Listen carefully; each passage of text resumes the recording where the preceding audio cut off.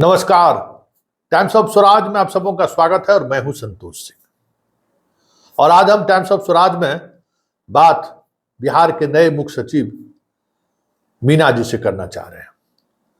मीना जी, आप अनुकंपा पर चीफ सेक्रेटरी नहीं बने हैं, ना ही किसी खास परिस्थिति की वजह से बने हैं। आप एक खास मिशन के तहत दिल्ली से आपका बुलाहट हुआ और आपको बुला के राज्य सरकार ने चीफ सेक्रेटरी बनाया। राज्य की जनता आपसे उम्मीद कर रही है कि आप पीपुल फ्रेंडली पदाधिकारी रहे हैं, डीएम के रूप में भी और अन्य विभाग के प्रधान सचिव के भी रूप में। इसलिए उम्मीद है आपसे, क्योंकि राज्य इन दिनों अफसरशाही के उस दौर से गुजर रहा है जो शायद आपकी भी कल्पना से परे हो। और उस अफसरशाही का शिकार सिर्फ जनता ही नहीं है, उस अफसरशाही का शिकार आपके अधिकारी भी है। आज के अखबार में 2 खबर छपी है। जरा सीएस साहब, इस 2 खबरों पर आप गौर करिए। पहली खबर है, जरा इसको देखिए कि ढेर सारा मामला लंबित है, जमीन से संबंधित मामला डीसीएलआर के दफ्तर में। डीसीएलआर उस मामले को निष्पादित कर ही नहीं पा रहा है। जब आप इस पर संज्ञान लेंगे तो आपको पता चलेगा कि पूरे बिहार के 101 अनुमंडल में जो इस समय डीसीएलआर है ना, वो जिसका नौकरी अभी 2 साल 3 साल नहीं हुआ, उसको सरकार डीसीएलआर बना दिया। क्योंकि ये जो डिप्टी कलेक्टर संवर्ग है वो आपके करीब रहता है आईएएस के लोगों के बीच। ये अपना, क्योंकि बहुत होशियारी से लोग अपना कैडर बदलवा लिए थे कि वीडियो रहते हुए हम लोगों पर बहुत तरह का चार्ज लग रहा है। हमको याद है उबासा का वो आंदोलन। तो भाई, जब अब चीजें बदल गई, जब सब कुछ सब अलग अलग सिस्टम के तहत विभक्त हो गया, तब फिर कौन लस्ट लगा हुआ है भाई। ये सब जितना 101 डीसीएलआर है, ये जितने लोग हैं जिनको जमीन का जो पता नहीं है, जरी क्या होता है, कौरी क्या होता है, इसको पता नहीं है, और सभी कुर्सी पर काबिज है। क्यों काबिज है भाई? जबकि सीओ से प्रमोट होकर सारे अधिकारी को जिला में अलग अलग जगह पर मजिस्ट्रेट बनाकर रखा गया है। अब बताइए, जिसके पास 10 बरस 12 बरस का सीओ का अनुभव है, वो सारी चीजों को समझता है, उसको नहीं बैठा के ये लोग बैठा हुआ है। तो सबसे पहले तो आप आए हैं तो इन लोगों को पहले बेदखल करिए यहाँ से, नहीं तो बिहार की जनता को ये लोग बेदखल कर देगा। सब लोग, जमीन की समस्या सबसे ज्यादा जो अभी उत्पन्न हुआ है, इसके पीछे वजह यही है डीसीएलआर, जिसको कुछ पता ही नहीं है। 2 साल का, अरे भाई, वीडियो से डीसीएलआर बनता था, सीओ से बनता था, तो उसको बहुत सारी चीजें समझ में आती थी। ट्रेनिंग में भी इन लोगों को उस तरीके की ट्रेनिंग में व्यवस्था नहीं है कि वो जमीन का पैमाइश क्या होता है, जमीन में दाखिल खारिज का मतलब क्या होता है, जमीन से संबंधित इन लोगों को ट्रेनिंग का एक पार्ट है। सीओ को पूरा सब्जेक्ट पढ़ना है, इसको एक चैप्टर पढ़ना है। तो ऐसे लोगों की वजह से पूरे अराजकता की स्थिति पूरे प्रदेश में है। और इस प्रदेश में जमीन को लेकर ही सब कुछ है। जमीन की वजह से ही सबसे ज्यादा हत्याएं हो रही है। इस बार राष्ट्रीय क्राइम ब्यूरो का आंकड़ा देख लीजिए श्रीमान, सबसे ज्यादा उसी की वजह से हत्याएं हो रही हैं। हर जगह अराजक स्थिति है। सीओ की मनमानी पर ब्रेक लगाने के लिए डीसीएलआर का पद क्रिएट किया गया था कि वहां आप अपना सुनवाई कर सकते हैं। उसकी तो मजिस्ट्रियल पावर है, जुडिशियल पावर है, वहां बिठा दिए है निरक्षर सबको। एक समस्या वहां है, उसका समाधान ढूंढिए, क्योंकि वो लॉबी बड़ा मजबूत है। और उस लॉबी कर करके अब इन लोगों के पास बचा कौन चीज है पद करने के लिए? तिलक के अलावा शादी विवाह में भले तिलक जोल मिल जाए, उसके बाद अब पूरे नौकरी पीरियड में कितना एसडीओ बनेगा ये लोग? एसडीओ डीएम कितना बनेगा? ये लोग बड़ा होशियारी किए थे बासा के माध्यम से कि हम लोग सब कलेक्टरे बन जाएंगे।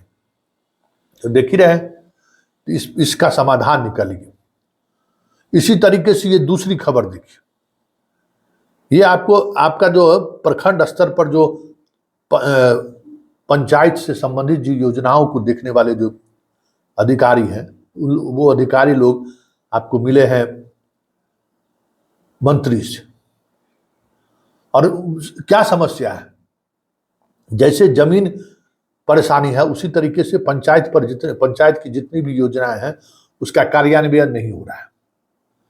आप अपने जब प्रधान सचिव थे पंचायती राज के, तो इन अधिकारियों को पूरी छूट दी, काम करने की जिम्मेवारी दिया, ये पंचायत की सारी योजनाओं को मॉनिटरिंग करने का इनको अधिकार दिया, वीडियो से वो अधिकार लेकर आप इनको दे दिया।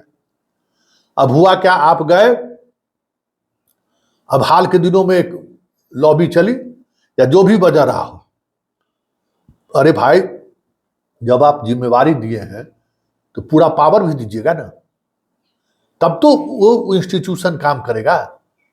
और आपको पता है कि इस इंस्टीट्यूशन में बहुत अच्छे अच्छे लड़के कंपीट करके आए हुए हैं और योग्य लोग हैं। कई इंजीनियरिंग कॉलेज के स्टूडेंट इसमें नौकरी कर रहा है, कई अच्छे अच्छे जेएनयू से पास स्टूडेंट सब आपके यहाँ इस डिपार्टमेंट में नौकरी कर रहा है।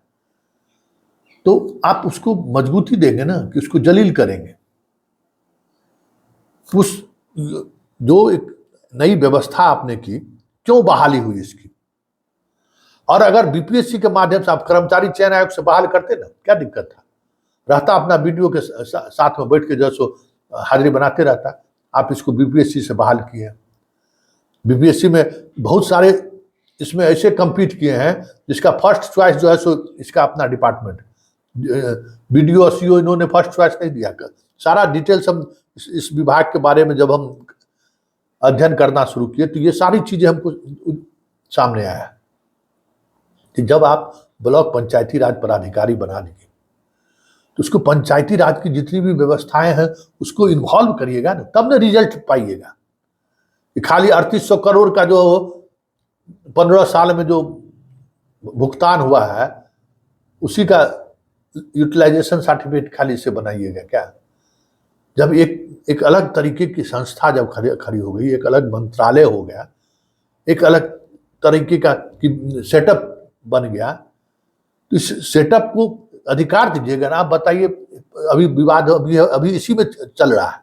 अब पंचायत सचिव है, आप पंचायत सचिव का जो है सो स्थापना का बना दिए डीपीओ को, जिला पंचायती राज पदाधिकारी को। पूरे जिले में 200-250 से कम पंचायती राज पदाधिकारी के अंदर में पंचायत सचिव सब है। अब वो उसी में परेशान रहता है। अरे भाई सेंटर डिसेंट्रलाइज इसी को दे दीजिए ना, तो ब्लॉक पंचायती राज पदाधिकारी जिसको बनाए, सारी व्यवस्था इसके एस्टेब्लिशमेंट दीजिए, पूरी तरह से मजबूती के साथ इसके दफ्तर को मजबूती दीजिए, एक अलग तरीके का एस्टेब्लिशमेंट खड़ा कर दीजिए। ये एसेट है ना, इसको लायबिलिटी क्यों बनाकर छोड़े हुए हैं? कई तरह की योजनाओं पर कार्यान्वयन नहीं हो रहा है, कई तरह की योजनाएं लंबित हैं। अब बताइए, हर ब्लॉक में आप 1 करोड़ रुपया दिए हैं पंचायत भवन बनाने के लिए, पर प्रमुख लोगों का जो है, मतलब 2 साल से सब पैसा रखा हुआ है, खर्च नहीं हो रहा है 2 बरस से। क्योंकि उस कैसे काम कराना है, किस तरीके से कराना है, कोई मतलब नीति बना ही नहीं है।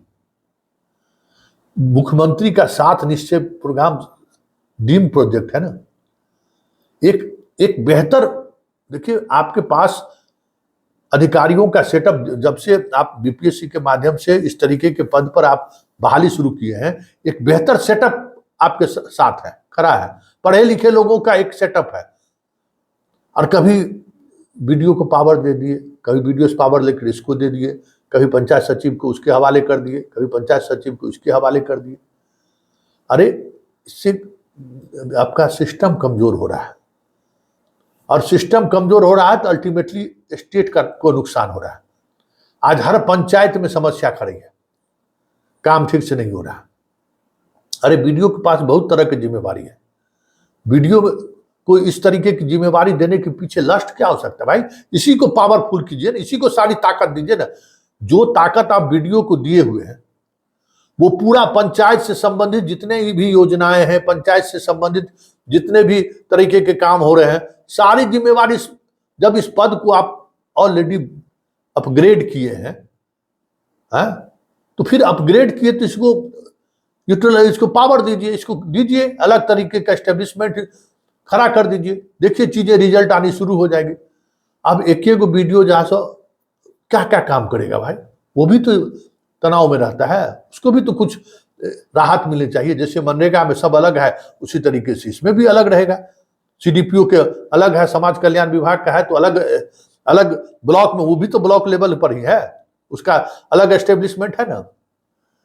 तो ये जो खेल चलता है ना कि यहाँ प्रधान सचिव लोग बैठे हुए हैं, दोनों को जैसे जब मन होता है, एगो को पावर दिए तो दूसरा को घटा दिए, दूसरा को दिए तो इसको घटा दिए, और इसके वजह से पैसे का खेल होता है अननेसेसरी। क्योंकि भाई कमाई वाला काम है ना, पंचायत में डेवलपमेंट का काम होगा, समझते ही है कि क्या क्या होता है। तो उसके लिए आपस में हमारे साथ बने रहे तो मंत्री या प्रधान सचिव के पास एक गुट पहुंचा देता है पैसा, तो फिर दूसरा गुट कलेक्शन करके जो है सो पूरे, अभी आपको ब्लॉक में यही चल रहा है कि भाई पावर किसके पास रहे, और उस पावर को लेकर जो है सो संघर्ष चल रहा है। तो आप तो इस डिपार्टमेंट को देखे हैं ना, इस संघर्ष का को विराम लगा दीजिए सर, और जिसको जो अधिकार है वो पूर्ण अधिकार के साथ काम करने की जिम्मेवारी दीजिए, तब तो आप उससे कुछ आप बेहतर चीज उम्मीद कर सकते हैं। अब सब अभी मंत्री के यहाँ घूम रहा है, विभाग के सचिव के पास घूम रहा है, आपसे मिलने के लिए आतुर है, तो वो काम करेगा कि अपने अधिकार के लिए लड़ेगा। तो जब अफसरशाही से अफसर लोग ही परेशान है, ये भी एक ब्यूरोक्रेसी का अफसरशाही है कि कोई भी अपना पावर छोड़ना नहीं चाहता है। मतलब लगता है जैसे ये जो है ना मेरा बपौती है। अरे भाई पावर को डिस्ट्रीब्यूट कीजिए, जितना उसको विकेंद्रीकरण की तरफ बढ़ाएगा उतना बेहतर रिजल्ट आएगा। जितना डीएम से, जितना एसडीओ से, जितना बीडीओ से चीजें को आप अलग अलग करिएगा उतना बेहतर रिजल्ट आएगा। मॉनिटरिंग करने के लिए दीजिए ना, मॉनिटरिंग करिए। लेकिन हर डिपार्टमेंट में जो पंचायती राज सबसे महत्वपूर्ण डिपार्टमेंट, सारे काम पंचायत से होता है। जैसे ही पंचायत में पैसा आया, फिनेंशियल पैसे की जहां चर्चा हुई, वित्त आयोग का पैसा आया कि बस खेला शुरू हो जाता है कि चलो पैसा आया है तो इसको लेके इसको दे देते हैं पावर। करने की क्या जरूरत है सर? आप तो इस विभाग को देखें, आपने इन्हें जिम्मेवारी देकर